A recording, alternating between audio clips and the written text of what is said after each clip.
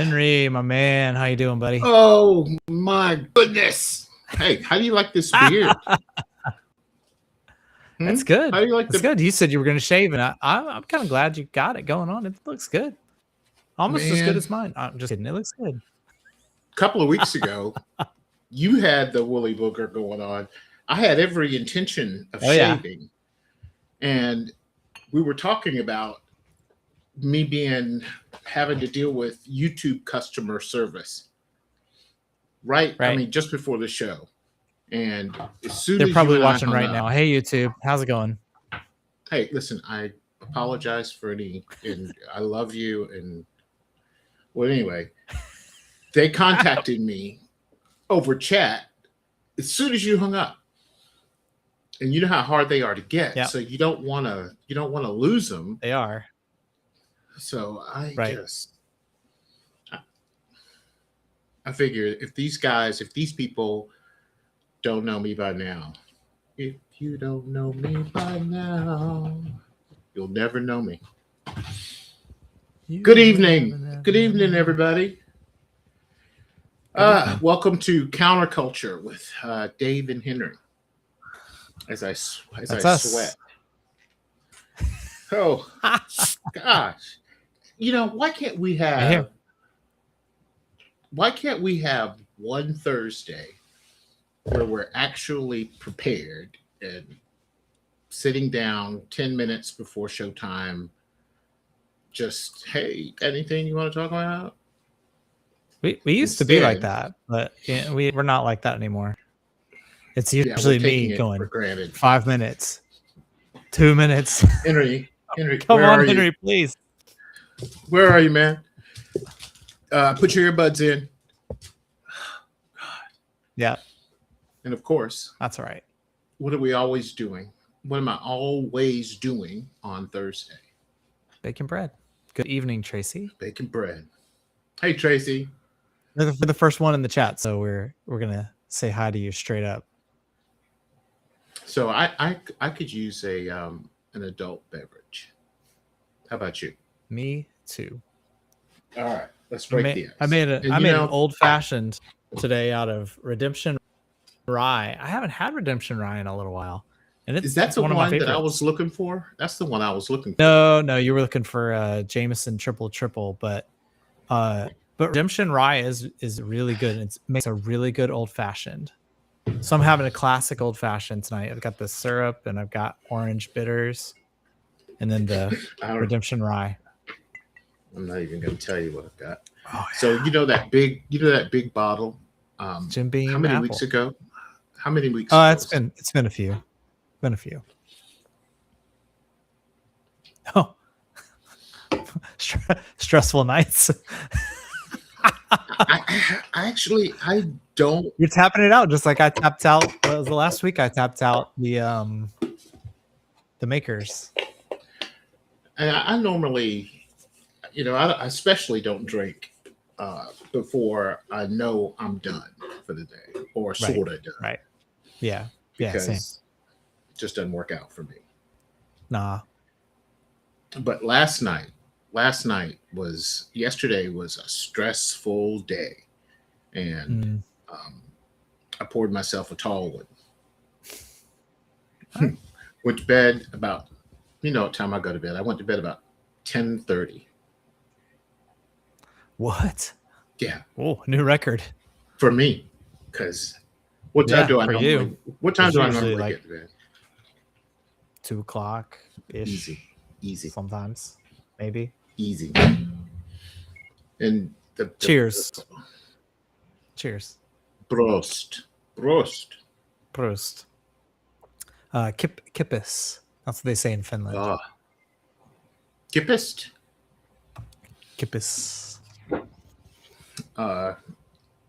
For me, it's I don't hit my stride until about 9:30, 10 o'clock.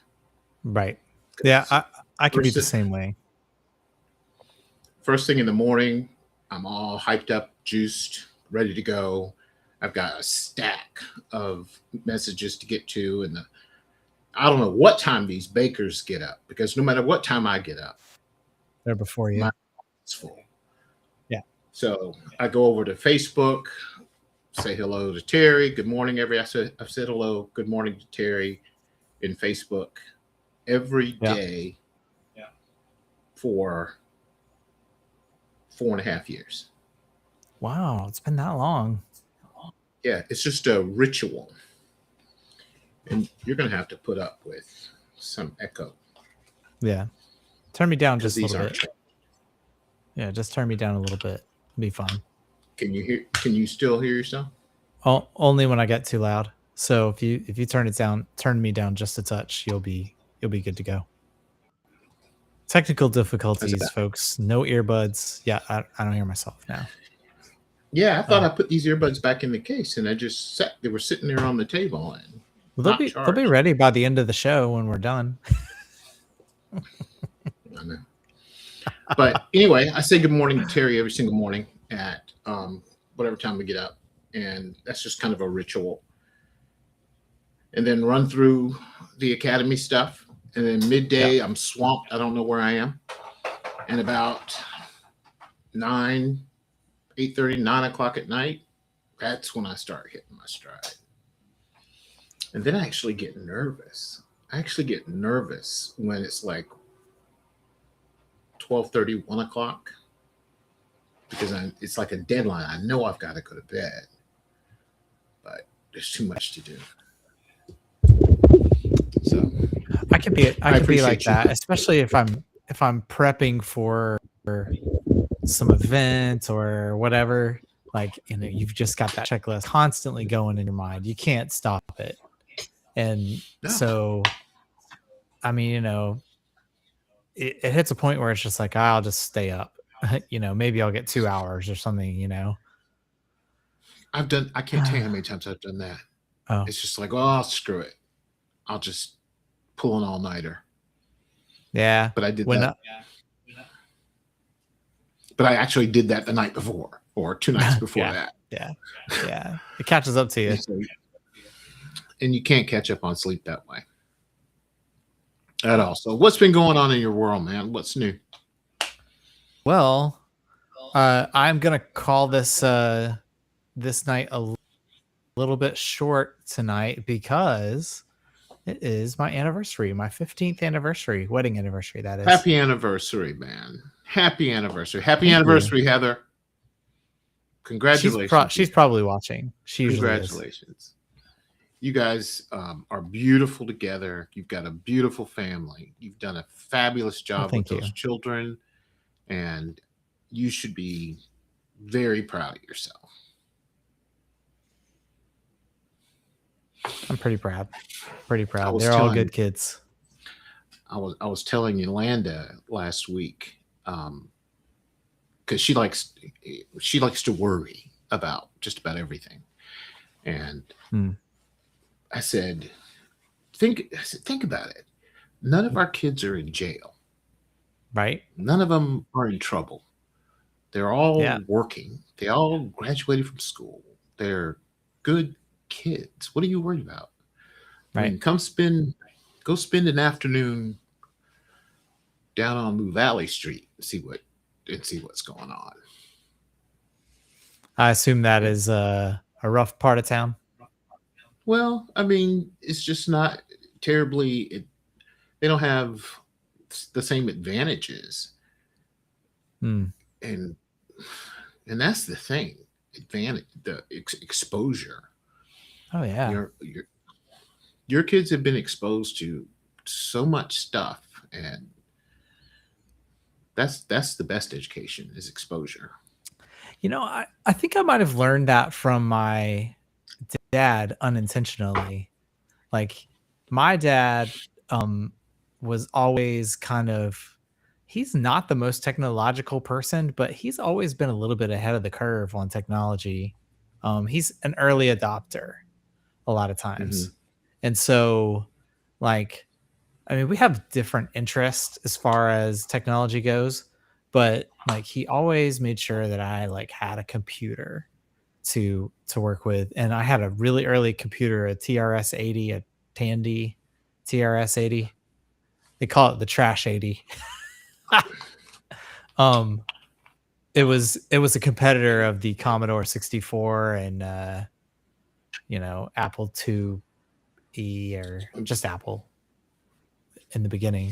In the 80s when nobody else had a PC. Nobody. And it wasn't called a PC just yet. Actually, IBM came out with the XT not too long after the TRS-80, but it was programmed in BASIC. Yeah. I remember that. It was the Radio Shack version, Tandy. Yeah. Computers were from Radio Shack. But to say that, like, my dad made sure that we had those technological advances to experience. And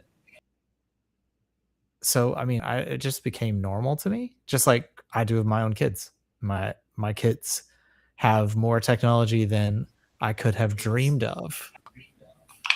And I'm happy that they do. I'm happy that they've got that. Thank you, Rhonda, for the happy anniversary.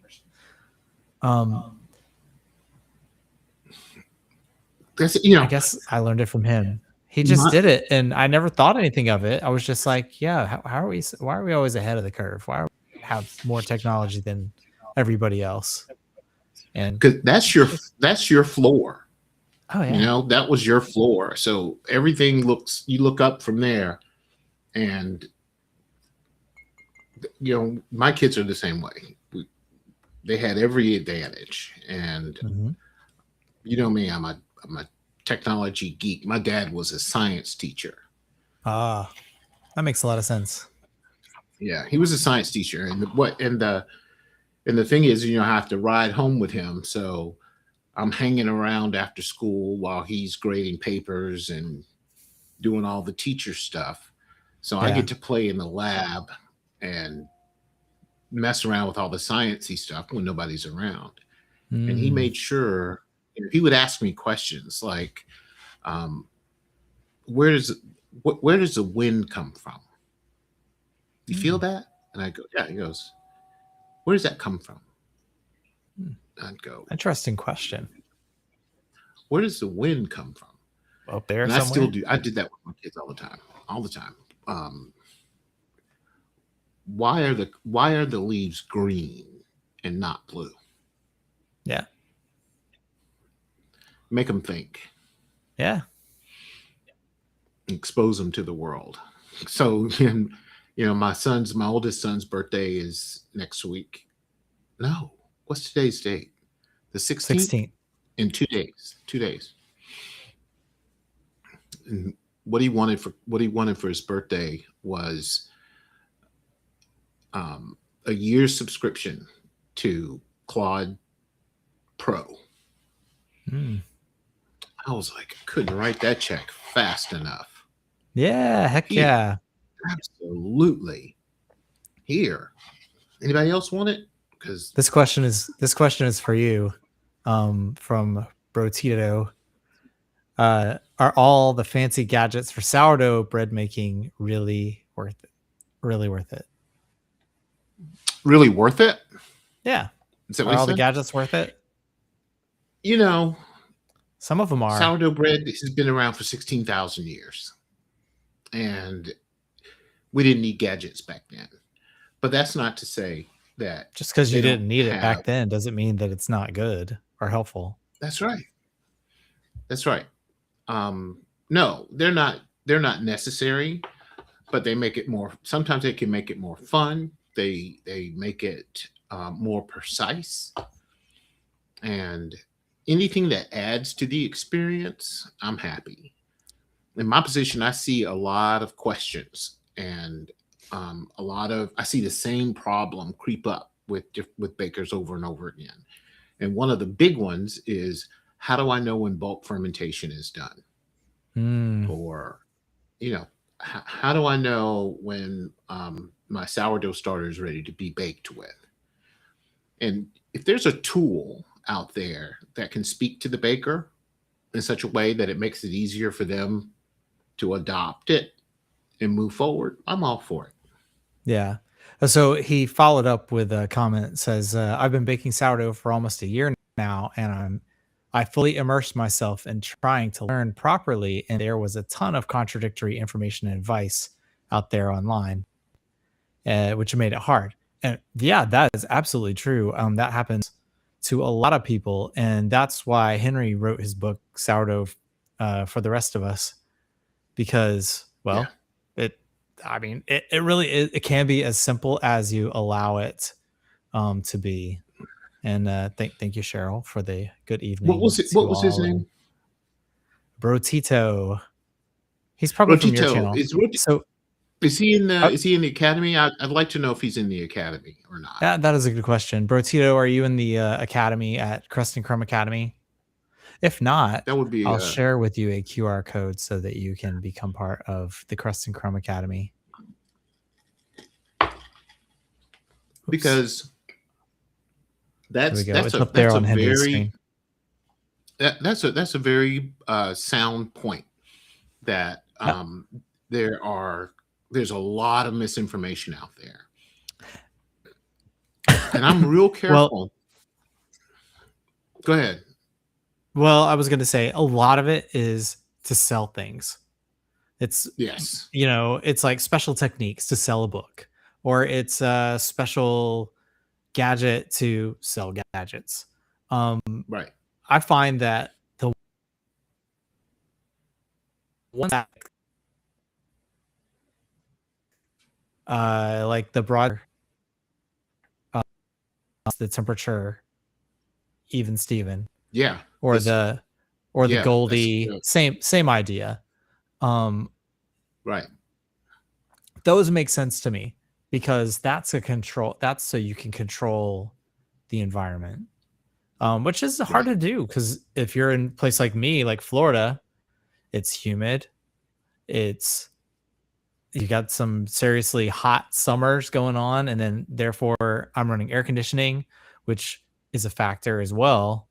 um you know and in the wintertime, I mean, it's still pretty warm here generally speaking. um but like right now it's dry as could be, like we can't catch a drop of rain. Yeah. We're So, dry too. so if I have a device that will let me control those variables, yes, they're absolutely worth it. But can it go Take over the as much top? of the guesswork. Also, yeah.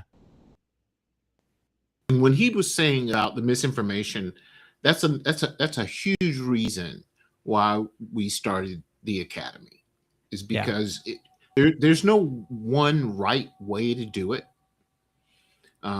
There's a lot of different ways to do it, and people turn Oh out yeah. beautiful bread all the time, doing things a whole lot different than I do. Um, all I know how to do to teach is how I do it, and that's not to say that's the right way or the only way. It's Yeah, the way I know like how to do my it. enriched sourdough wheat bread that everybody's like, "Oh, Listen, did he that really?" is You ingenious. bet. I Yeah, did. that's It works. that's an if you guys haven't baked that yet, that's a beautiful loaf of bread. And here, you go to, especially like on Facebook, there's so many big old Facebook groups, and sometimes Yeah. they're not run by group administrators who have a mission to the truth. So Yeah. anybody and everybody, the loudest voices usually end up teaching. And then another thing, like he said, he's only been doing it for a year. And typically what happens is that they'll see a little bit on YouTube, they'll see a couple of things on Instagram, they'll find a Yep. couple of things on Facebook. And Right. like everybody, they put it all together to to bake with, and that doesn't work. That doesn't work. No, no. You have to have a base knowledge, and like, well, I just threw up that QR code to my recipe for the sourdough sandwich bread that I make. I did a hybrid of what a yeasted bake would be like using sourdough. It's Mhm. it's a conversion, kind of. It's a yeasted recipe that I converted into sourdough, which you can absolutely do.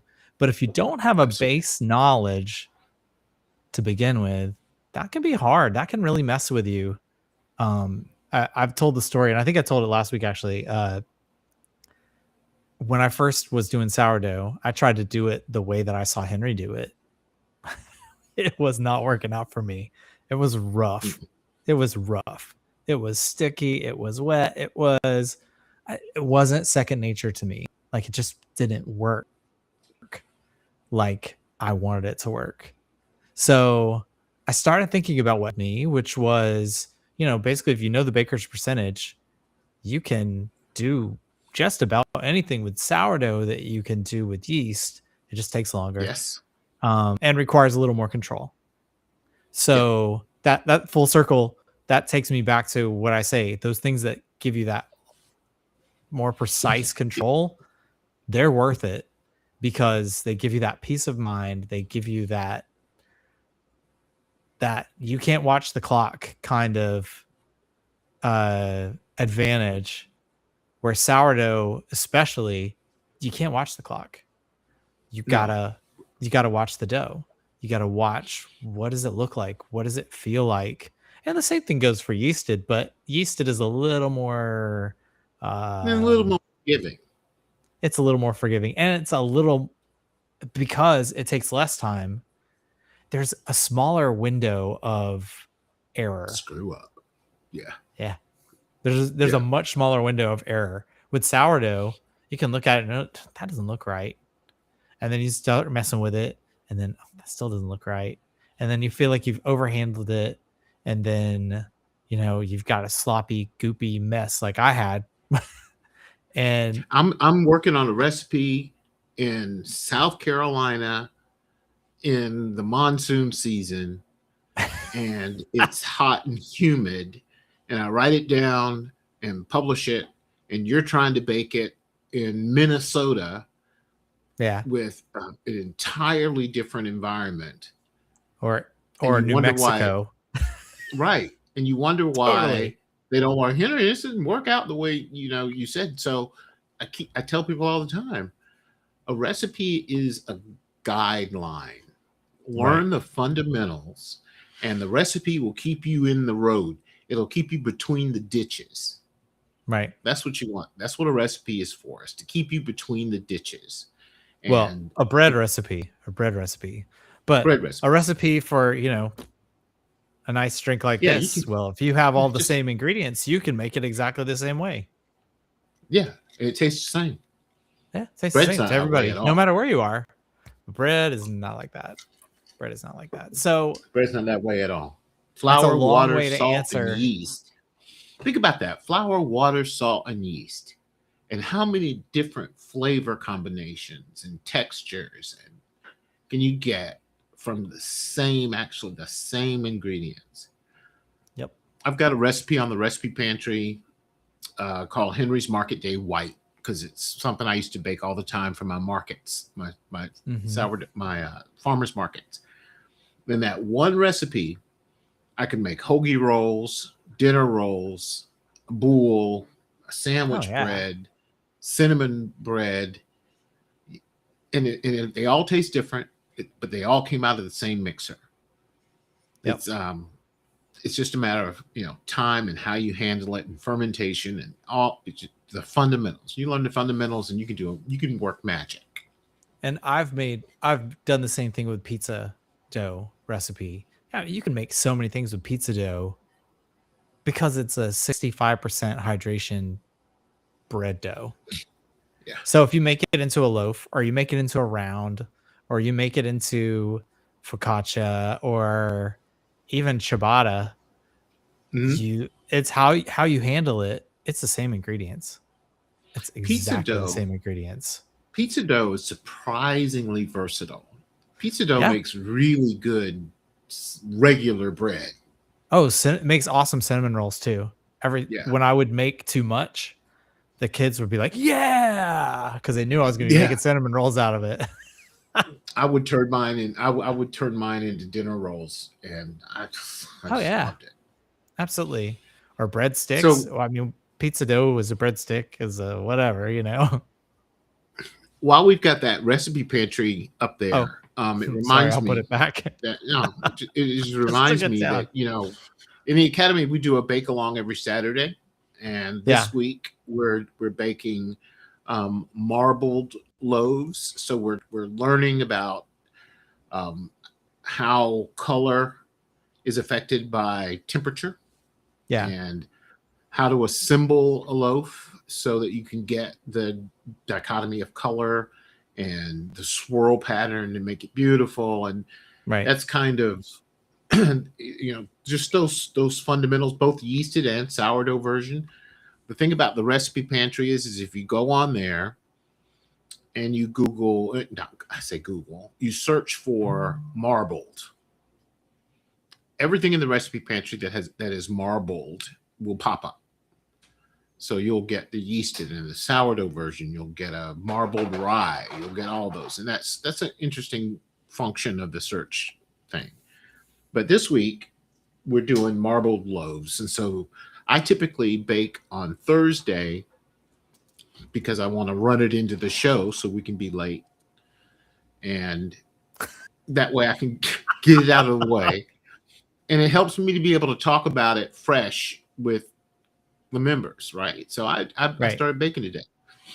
Got on the phone with my mom, got distracted, put my dough in a bowl. And it was beautiful. I always talk about how smooth, how important it is to have a smooth dough right before you go into proofing. That tells you you've kneaded it properly and you've got a nice window pane. It's perfect. Right. It was beautiful. And I took a picture of it, put it in the proofer, and went out to check some of my messages, and I saw something from Donna that said she was asking a question about color, and it dawned on me I didn't cut my dough in half and put the color in. Oh. I had a whole big old thing of white bread, and I didn't put any color in, but it was only I was freaking out. So I'm only laughing because I've done that kind of thing. You've done that? It had only been 15 minutes. So I go back, cut it in half, toss half of it back in the mixer. Oh, okay. All right. That's not introduce my beetroot color, get it going. But the whole time, the other half is proofing. And this has got to catch up to it at some point somehow. So now they're like a half hour behind each other. So I just ended up putting the beetroot color in the proofer and let the other one sit on the counter, and they caught up nicely. So I did somebody asked me a question. Dave, have you ever baked your enriched sourdough wheat bread using double loaf pan? The answer is no. Not exactly, but very similar. So I used a pan by a brand called Kua, and it's a competitor to the Challenger bread pan. So it's basically the same thing. It's kind of like the Dutch oven style. So yes, the answer is yes, kind of, sorta. And I've also done it in a Pullman loaf pan with the lid on, and it worked great for that too.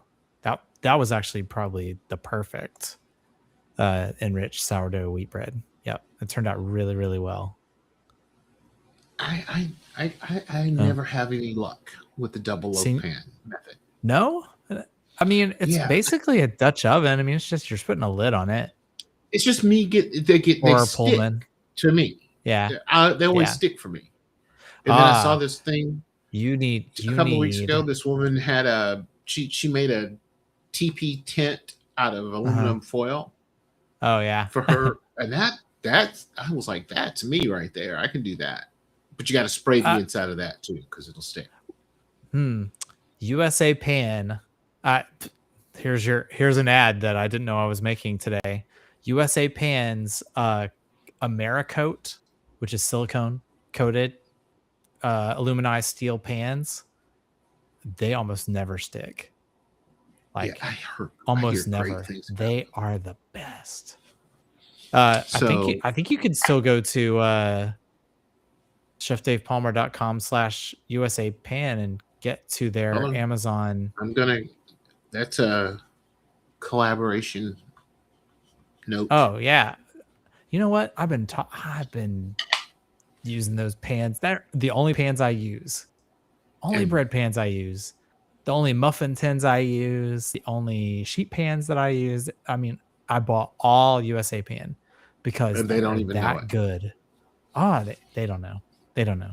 Maybe they subscribe to your channel and not mine. Huh. They So might. anyway, I baked that. I baked those. That loaf. Actually, because I always get afraid that if I'm doing a laminated loaf, that I'm not going to have I'm going to be short on dough because it's when you cut it in half, it's really small, right? Right. So I bumped it up by half. Always, So and then you got too much. then I got too much. And I Uh-huh. roll it out and I'm like, wait a minute, this is crazy. And so I cut it in half and made 2 smaller loaves. And So then what do you have, like a 2/3 of oh, that's a standard loaf. yeah, it's a little smaller than a standard loaf. Just a Is it little like bit. is that an 8x4? And this Something like one that? it was done in the Pullman. But what I tried to Ah. do with this one, and you can Did kind you of put the see lid it. on it or is it open? Was it open? No, it wasn't enough to really have the lid make a difference because I cut it in half. Oh. So when I rolled it out in a roll, I twisted it to see what kind of effect it would give me. And I put that in there. So Yeah. you can see it's a little bit of a twist.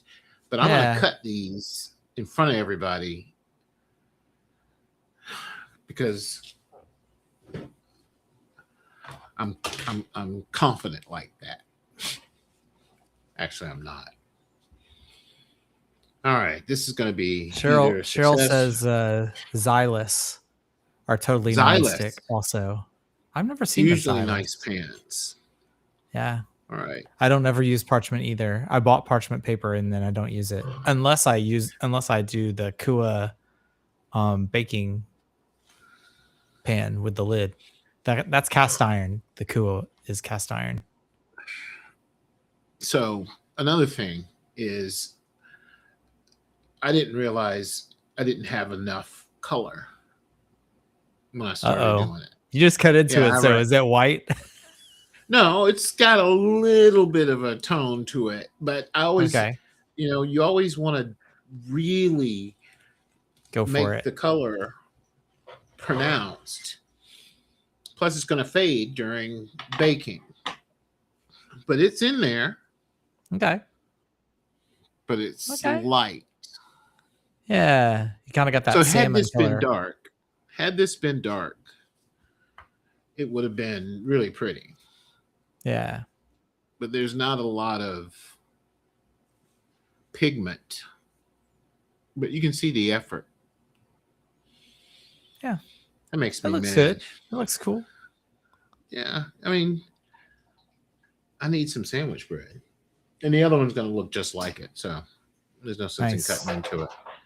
So when you guys are doing says, thanks for answering his question. His older sister, who is a great baker, great at baking sourdough, said that and stick to one thing that works and stay with it. Yep, that's pretty much true. I mean, you can always change things up and grow and change, but do little things.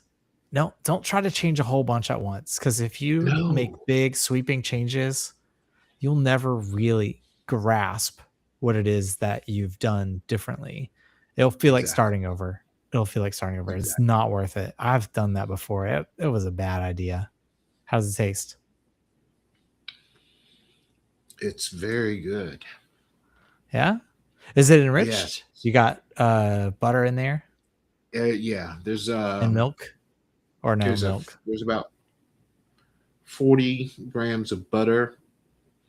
So if I remember correctly, it's like 600 grams of bread flour,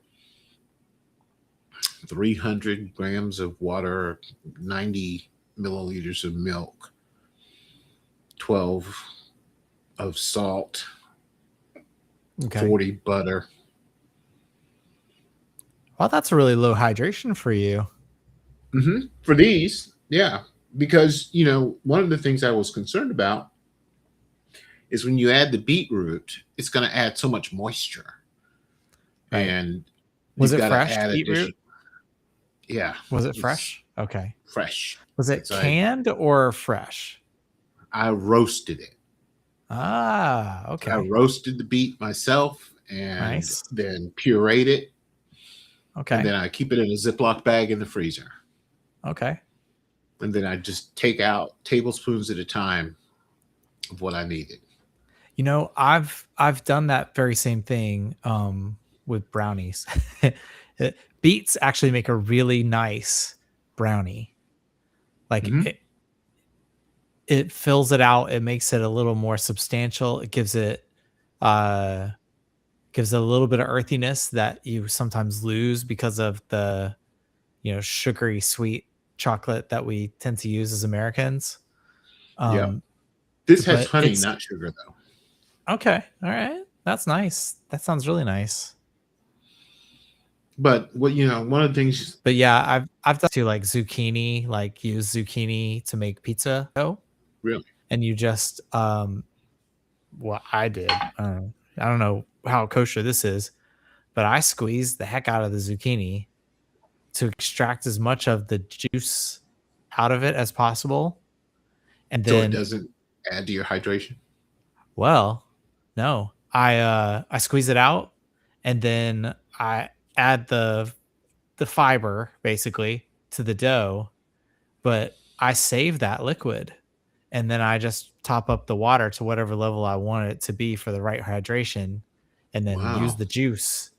But it helps me calculate more accurately. And you got to back off the water just a little bit because still you can't get it all out. You're not No, you dehydrating it. can't.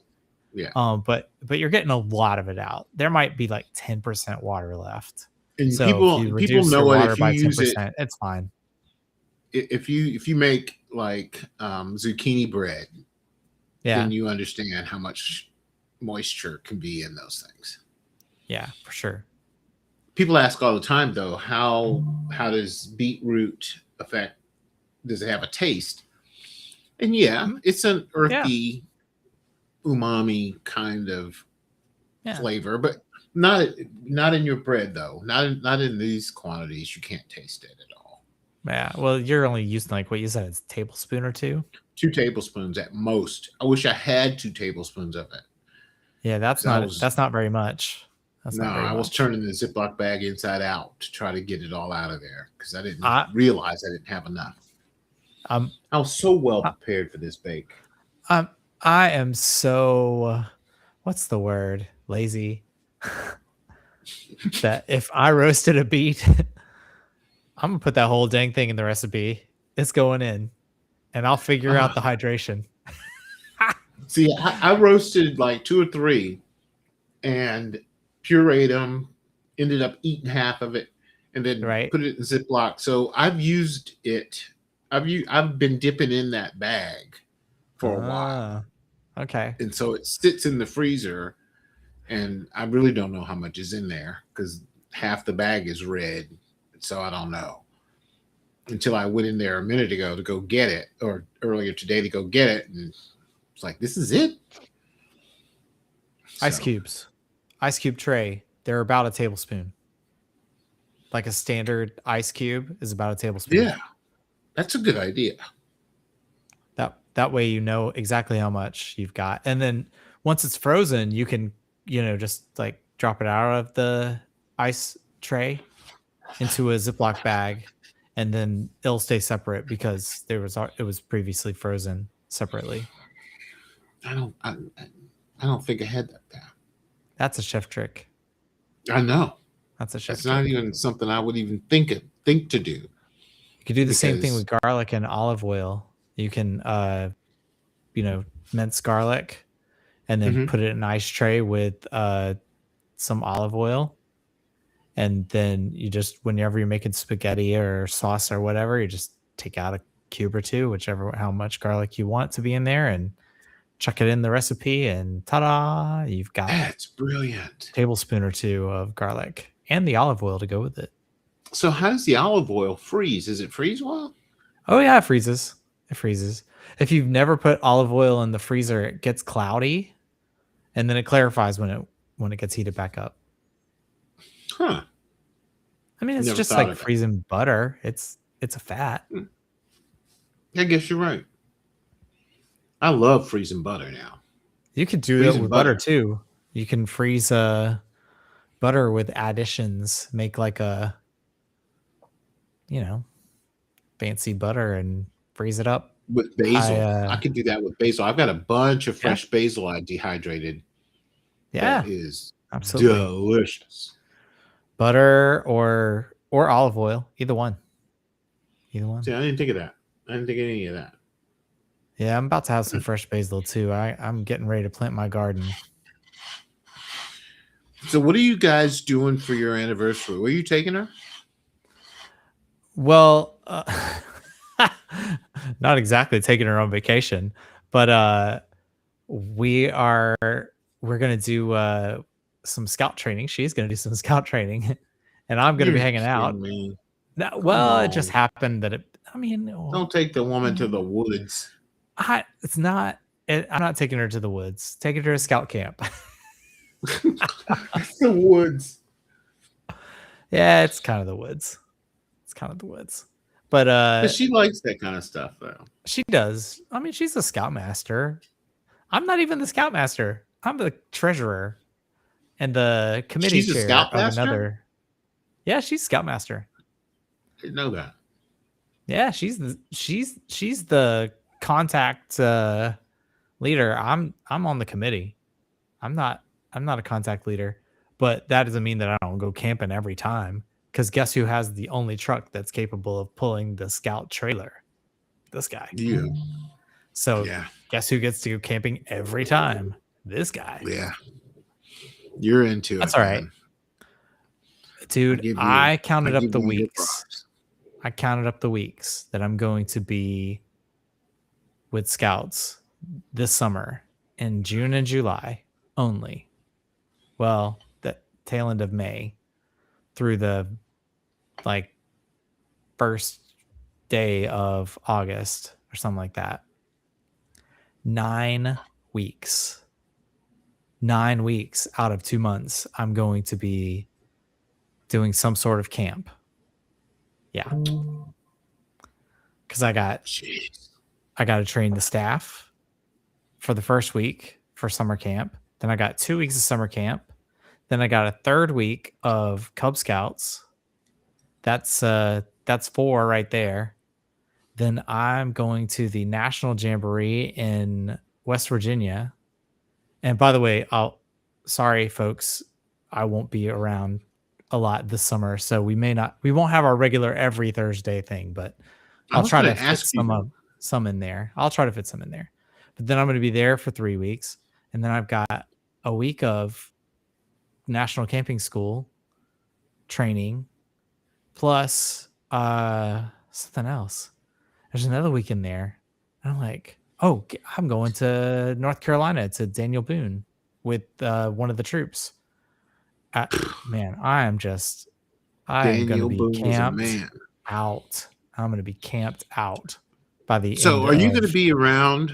Are you going to be here on the 23rd? It's next week. Is that next week? Oh, next week? Yeah, I'll be around this week. Is that next week? Yeah. The 23rd is next week. Okay. Yeah, I'll be around. Well, I think so. I better check my calendar before I agree to that. Because we're running into all kinds of things. Let's see. Next week. Yeah, I'll be here. I'll be here next week. I'm gonna be in at regional championships. Okay. I gotta figure this out. You're gonna be live from the hotel? Well, not just that, but there's a lot that I gotta figure out about that day. Ryan is competing for conference champion again. He won conference last year, and you know how well he's done this year already. Oh yeah, yeah. He's great. That's incredible. So this past weekend, I haven't even said anything about it because it's just ridiculous. This past weekend, they had a home meet. They were hosting it. So the home crowd is there. People who don't normally get to travel the team, professors get to come out and see. Guy goes up and throws on his first javelin throw, 57.56. New personal best, new school record. Wow. First throw. Enough to win the javelin medal. Then he goes and runs in the 100 meter. Wins the 100 meter. Then competes in the 4x100 relay. Wins the 4x100 relay. Wow. Then you would think he would be tired. Then there's the 200 meter dash. Finished in a photo finish against a guy who hadn't done anything all day. So, second, and against an athlete who hadn't competed all day. And by that time, he had won the javelin, won the 100, won the 4x100, and finished in a photo finish right there in the 200. Wow. So I was like, okay, well, whatever. I don't even know what to say about that guy. Wow. That's impressive. That is really impressive. Yeah, he's ranked 5th in the country in D2. That is impressive. That is really impressive. He's doing something special. I can't. Oh, yeah. You sit there on the sidelines and you just go, here's what I like to do.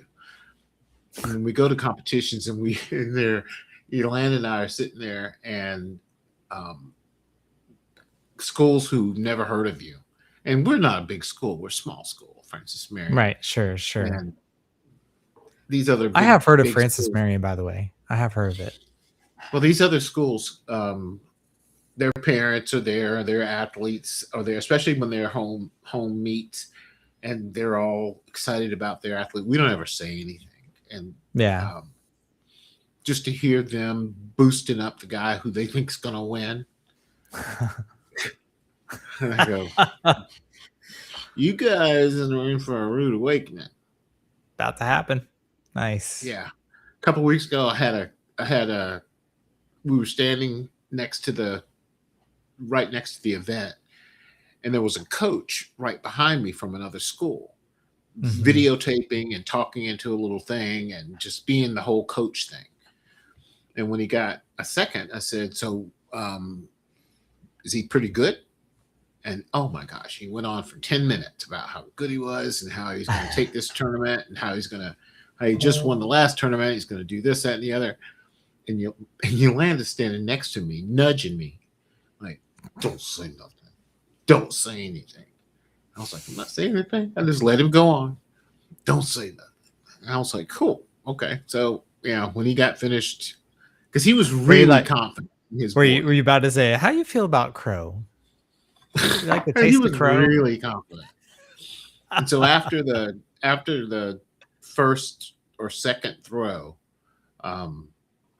obviously I was cheering for Ryan, and he comes up to me. He goes, so is that your boy? Yes, sir. It's my boy. And I knew he wanted to say, saying, you sat there and let me go on and on.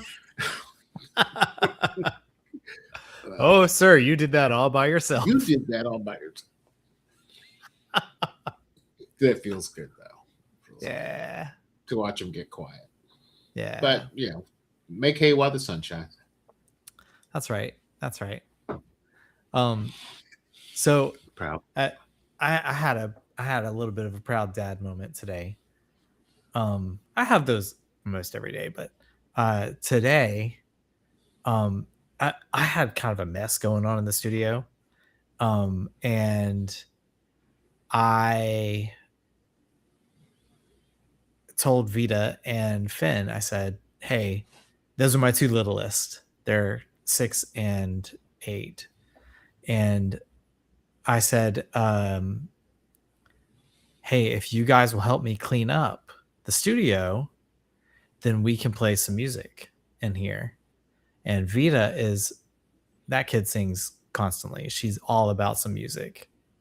And like her old man, I'm all about it too. And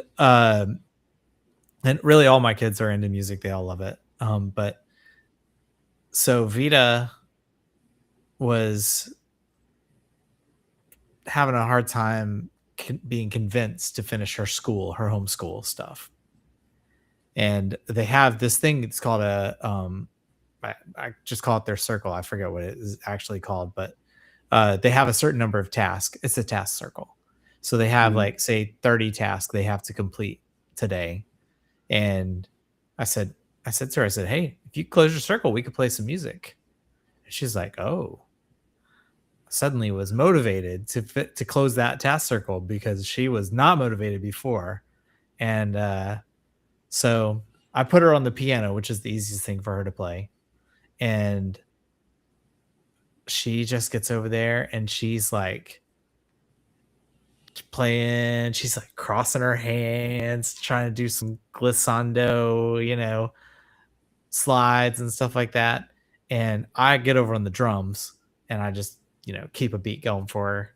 And every once in a while I would stop, just like give it a little room to breathe. And she'd look at me and wait to be cued to come back in. I was like, where'd you learn that? She just picked it up. Knows how to do it. She knows how to do it. No, I mean, I was actually thinking while I was over there, I was like, I should be live streaming this like right now. People would be like, what the heck? Why is a 6-year-old on the piano playing jazz? And I mean, basically that's what she was doing. She was playing jazz. I mean, she did not have any solid chord progression going on there, but she was something, that kid. I was like, wow. She had a little showmanship going on there too. She was like playing with one hand and holding up the other hand. Oh my goodness. Like, what? See, that's the most important thing you can do. She's going to be good at math because of this. I've got two that are really, really, really good at math. So that wouldn't surprise me at all. Math and music go together. So Reed was had him in piano from 5 years old. He was playing. And it might have been when he was about 12. It was a struggle to get him to go to practice. It was like he wanted to be on the soccer field. I was like, it's piano time. Yeah. And I remember distinctly one day in the car, he tried to negotiate with me, about piano lessons. And we had found this new teacher, this guy who taught out of his home with dreads. He was Rastafarian. Oh, nice. Complete Rastafarian with the accent, the whole thing, the dress, the whole thing. But he taught classical piano. Wow. Right. And so I told Reed, I said, one of these days, son, you're going to call me in the middle of the night and thank me for these piano lessons. I don't know what you're talking about. He didn't have me. He didn't know what he was talking about. I forgot all about that. His fresh sophomore year at Coastal, I get a call late at night. And it's Reed. And I'm thinking something's wrong because it's late. And hello, you all right? He was like, thank you. I was like, for what? Thank you. Just thank you. For what? He didn't want to say it. Yeah, he didn't want to say it. But what happened was he had gone to the student union or one of, with a bunch of his friends. And there's a big grand piano there. And he was trying to get to know them. So he sits down and starts pecking around with some people. Then he starts playing. And every girl in the place just like migrated to his side next to the piano. And he starts playing. Mm-hmm. And he was like, Dad, thank you. All of those lessons were worth it. Hey, I can totally relate to that. At the junior college that I went to, I started out junior college. Um, there was a piano in the student lounge. It was just a old upright, nothing special.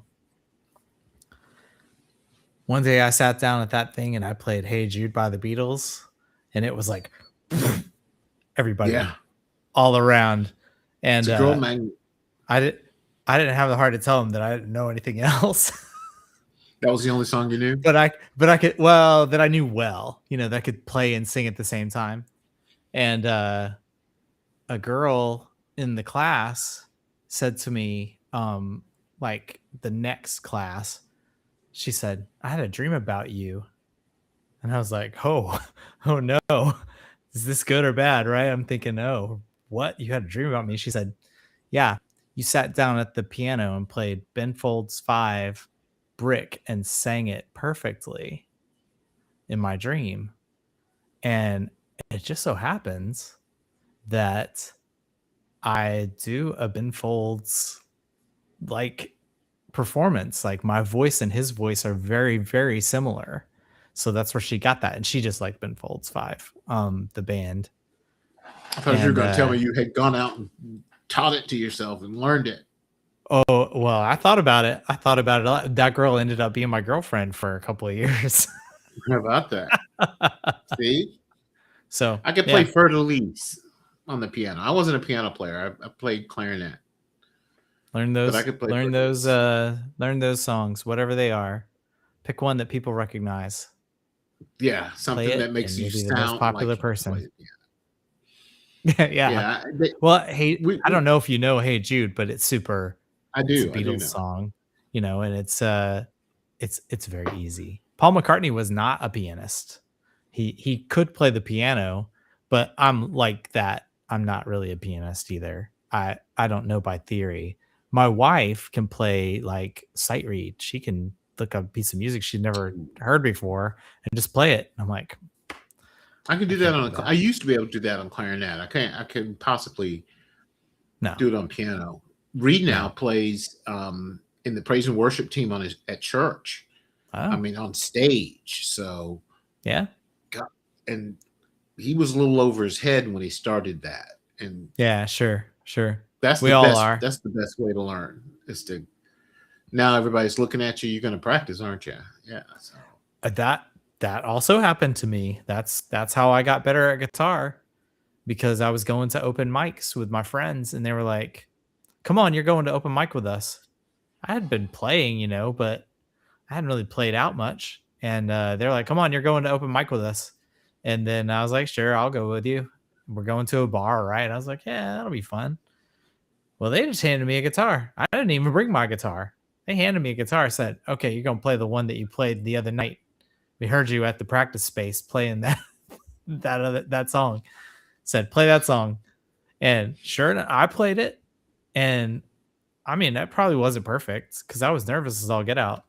But I played it and they're like, all right, play the other one. And they tell me some other one to play. And I just did.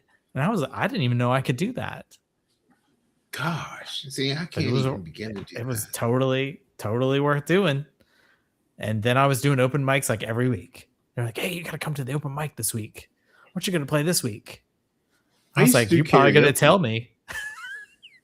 I used to do karaoke. I could sing a little. But don't get me up in front of people to play anything. I got a funny karaoke story. What's that? I was in Budapest, Hungary, and my guide, who was the only person I knew really, I was there doing technical training for security cameras that I was trying to sell, that were developed in Hungary, and so they sent me to Hungary to learn the protocols and all that stuff.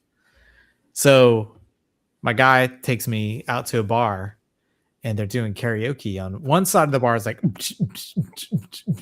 dance party with lasers and all the stuff. And that was not my jam. So on the other side, they were doing karaoke. I'm like, I don't really do karaoke. okay, we're going over there.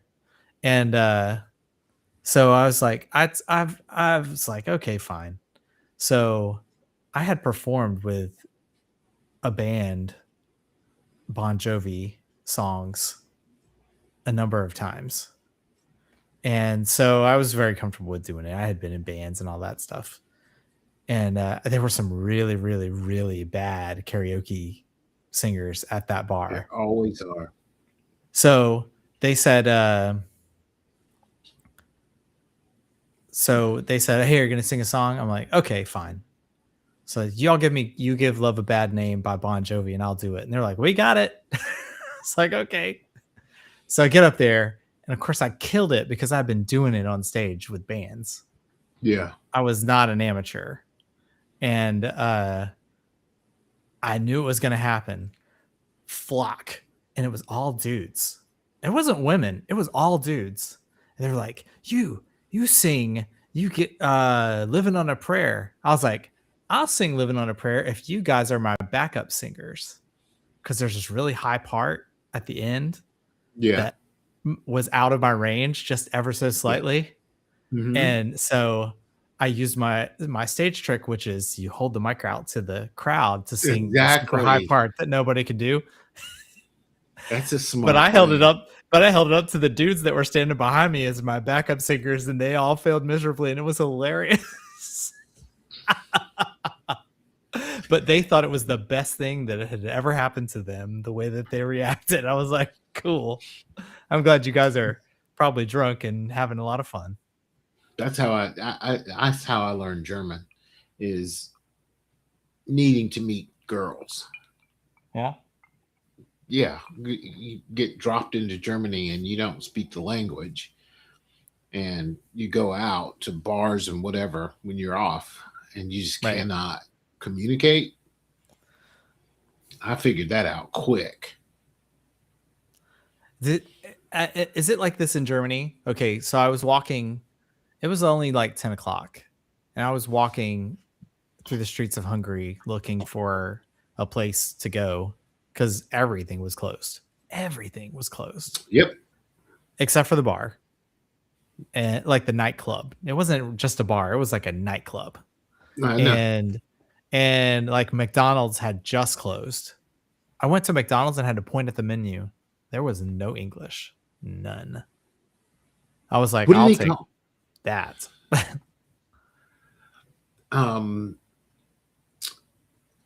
What do they call this? See, they're on the metric system over there, so there's no quarter pounder. Yes.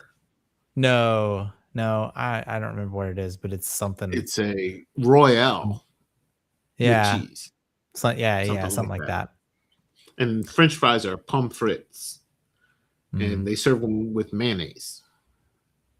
I love French fries with mayonnaise. I think I ended up with a chicken sandwich or something. I don't know what it was, but I ended up with something. Anyway, I'm walking. Yeah, they closed early. I was walking back from McDonald's to my they put me up in this like swanky corporate apartment. Basically, it was a suite and super nice, Marriott or Hilton or something, in the middle of Budapest, right across the river from all the good stuff. Beautiful views. And I'm there by myself. Well, I didn't have an umbrella and it started raining. A woman walks up to me with an umbrella and starts walking next to me. And she says, we go to club? We dance? And I was like, no, I don't think so. Because I thought to myself, I'm being properly propositioned by a Hungarian hooker is what's happening. It's too convenient. It was. I'm not. It was that good. She was definitely a hooker. She was definitely a hooker. That was the first time and the last time I've ever been propositioned by a hooker. And I did not go to the club. I was like, no. I was at a bar in Germany. Of course, at the time I was working in satellite communications for Pershing II nuclear missiles. Yeah. With a top secret clearance. And I'm sitting at the bar, and there's a woman just a little bit further down from me by herself. And I'm trying out my German. And she comes down and starts talking to me, and how are you guys, and with English, and Oh. um, Ooh. how long have you been in country? What's the toughest thing you guys do? And just kind of probing questions, but Mm-hmm. and flirty. And so I'm Sure. having a beer, and it wasn't 10 minutes that I excused myself to go, to the bathroom, take a leak. Right. And when I got in there was another soldier had come in right behind me, older soldier. And he stopped me and he said, "Do you know who that is?" And I was like, "No." I said, "But she's mine." He was like, Oh no. "No. She is Soviet mission liaison." And I was like, Oh. "Whoa," because she's Whoa. pumping me for information on Wow. my unit. A little run in with the KGB. Mr. Top Secret Clearance. But I mean, if you were there, you had a top secret clearance. So everybody, it Right. wasn't anything special. Right. So, Sure. um, so now I want to play with her. Now I want to play it, and see what this Oh is no. like. Oh So no. I go back out and start, just it's like playing poker when you know what the other guy has in his hand. It was kind of fun, but that's the one and only time Little cat and mouse. It's the only time I've ever been propositioned. It's like playing with a one of those callers, the scam callers. Oh, I do that all the time. I do that Oh all the yeah, time. that's what I was doing. I was scam caller protocol. It was fun. Those were the days. Yeah. Yeah, those were the days. I still do that. Especially if I get one that texts me that's like posing as one of my friends. Have you ever seen any of my posts where I screenshot what Yeah, I talk I've seen you do it. crazy? Yeah, I've I seen you talk do it. crazy to them, like come up with the craziest stuff. And like they're definitely either bots or whatever. Well, one of them was using AI and they were impersonating one of my friends. And we talk about AI is great for all kinds of things, but this was one of the bad guys. I Yeah, bad I've guys will use experienced it. it. The bad guys will use it. I'm not kidding, man. This was a female friend of mine, and we were laughing because I was sharing with her, the real her, what the the fake was sending me. And like I made it all about like pork and bacon and like, you know, yeah, it was dumb. It was dumb but funny. So, called I her got my sweet yeah. porky pie or something like that. I don't know. Anyway, silly. Um, I always give all them. I all always with give her them. blessing, all with her blessing because she's on the other end seeing copies of everything that I talk about. Dude, they took a video of her and put it through some sort of AI engine that replicated her voice and spoke to me directly, like using the vernacular that I was using, like being silly and, sweet bacon, blah, blah, blah. And I was like, "Ooh, that's it. I'm done. I'm done. So this has gone too Yeah, far.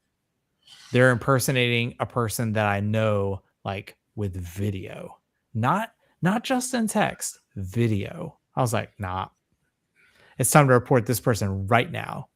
yeah, And I and reached into that blue. they'll probably gone by that time. They're gone. If they're Oh, they're smart gone. enough to do Yeah, that, they're gone. they're gone. They're gone. But I used my blue check from Instagram, and I was like, I know I don't have a blue check on it on Facebook, but you're the same company, and here's what just happened to me. You need to know about this. And they followed up on it. The account got shut down pretty quickly. So what is But your blue check actually gives you some benefit? I got a blue um check. y- yes, you can get some direct support. that other people don't get as quickly. So anytime there's some like fraud or anything like that, they really do pay attention to it. So the blue check is legit. It's legit. I get them on Facebook all the time where it'll be some old friend or somebody I hadn't heard from in a long time. Yeah. How are you doing? You doing all right? Just a few probing questions. And then, have you heard about the XYZ program? Grant? Yeah. Oh yeah, that's my favorite. Those. I love those. I'm like, yeah, I got $200,000 from them 2 weeks ago. I did the same thing. You know what you need to do? You need to apply for the LMNOP grant like I did. LMNOP. Yeah. Send me your Cash App and I'll send you, and then boom, they're gone. Yeah. Yeah. You need to. I love it. I always use the it's so fun to do that. Grant. LMNOP grant. I'm a bar that. I'm gonna bar that. It's been a minute. Yeah. It has been a minute. Whatever acronym they use, I always come up with the most ridiculous, like, fill in the blanks for the acronym. You know, if it's the LARN grant or whatever it is, you know, I'll come up with something silly like the Live Arsenal Retribution. N is a hard one to work with, but anyway, something silly like that. Network. Live Arsenal Retribution Network.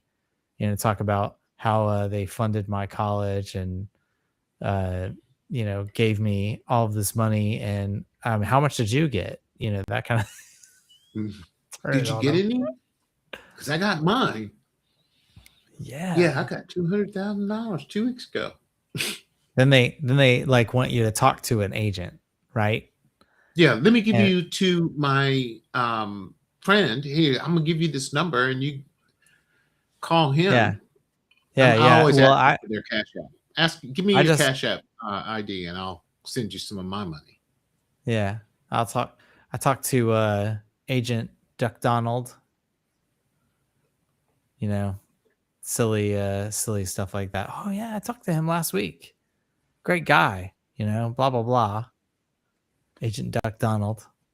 My God, I got it. They don't have anything better. I mean, where do they get these people? How do they train them? What are you doing? I don't know. But when they start using AI to impersonate real people, like using their video to send you videos, like supposed to be enticing videos, because I was using romance as my language that I was using with them, and they latched right on. They're like, okay, we'll send this guy a romantic video from his friend who supposedly is a lover of his, and make it. And you're whatever it is. Guys are pretty dumb anyway. Susceptible to that kind of seduction. We're very susceptible to that nonsense. Guys, especially guys of a certain age, and you're real susceptible to that. I imagine they are raking in the money. You pay some guy a little bit of attention. What is she saying? She got here right in time for the hooker. Colleen got right in time. She just got here, and all I heard was she was a hooker. LOL. What did I miss this evening? Oh, you missed so much. Yeah, you're gonna have to watch this one in arrears. You missed all the colorful stuff, Colleen. You missed all of that. Well, it's 18. It's 11/18. Sorry, you got to do anniversary stuff, man. Yep, that's true. I'm keeping you on. Yeah, is Heather messaging you? She said, "Send him home." Yeah, I just got. Yeah, would you get rid of him? Would you tell him to come home? Yeah, I had a scout meeting right before this. See, it's time to go home. Yeah, it's time to go home. Yeah.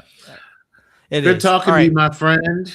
Good talking to you too. Sorry that you showed up late, Colleen. Just roll it back. We're gonna have a replay here in I don't know a little while, and you'll have to watch back because this has been an interesting one as usual because we're just interesting guys. What can we say? That's what we are. And then tonight we're doing a little bit of something different. We're co-broadcasting, and it's on both Dave's channel and on my channel. So if you would be kind enough to like and subscribe, whether you liked it or not, whether you liked it or not. Yeah, what he said. Like it and subscribe. That really helps us to buy more pizza dough. And that's important. All right? Right. And if you haven't already, join us at Crust Crumb Academy. It is a blast. Just ask the folks who are in there. So it means you got to get in there in order to ask the folks that are in there. It sure is. And if you see right in the upper right-hand corner by my man Henry over there, Crust Crumb Academy has its own little QR code, and you can scan that if you're not part of it already. And if you we're are, doing awesome. Come chat with us. Come chat with us. Making some noise. Shoot. Our little seven. What are we? Remember a couple of weeks ago you just hit 700. You just hit 700. Now you're at 800 ish. Not quite. We are at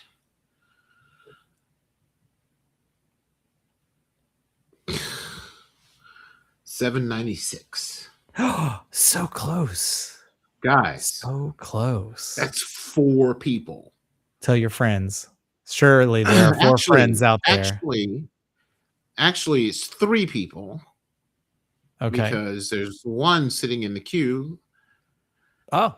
So now we are at 797. 3 people. 3 people. So whether you bake bread or not, I need you in the academy. Just get us over the hump. I feel like this is like a telethon now. It's like, just call now and send your friends. We need 3 more people to make our goal of 800. There are people back here answering the phones. You're going to save a kid. Or something like that. No, you're not. No, you're not. You're alive. So, hi, live. You're live on the air. Yeah. Oh, hey. Okay. Yeah. Welcome to the Crust Crumb Academy. And make your pledge. Yeah. Your pledge is to just not check out before we go over 800, so that we don't have to discount. Right. We've got less than 30 minutes left in the day, and we've got 3 people to go before we hit 800. You think we can do it? I bet we'll do it. Probably if I hung around long enough. We'll get 3 more before day's end. My gift to you, Heather, on our anniversary is that Henry gets 3 more. Come on in, Heather. Crust Crumb Academy. Get your kids, all of them. I bet Heather hasn't baked bread ever. Oh, do they get a free T-shirt? That's what Cheryl wants to know. Do they get a free T-shirt? Yeah, sure. Cheryl, just don't ask us for it. I'll put you out a T-shirt, and just don't ask us for it. Yeah, Dave does the screen printing, so we're good. Yeah. We'll make it happen. All right, guys, we gotta go. Dave's got anniversary stuff on his agenda. That ship has sailed, but we're going out. We're going out tomorrow night, so all good. Okay. Well, kiss her for me. Don't kiss her for me. Just easy now. Easy. I know. Kiss her and think about. No, don't do that either. No. Okay, it's time to go. Henry's lost it. Okay. All right. Y'all have a good evening. All right. Thanks for joining. Good night, guys.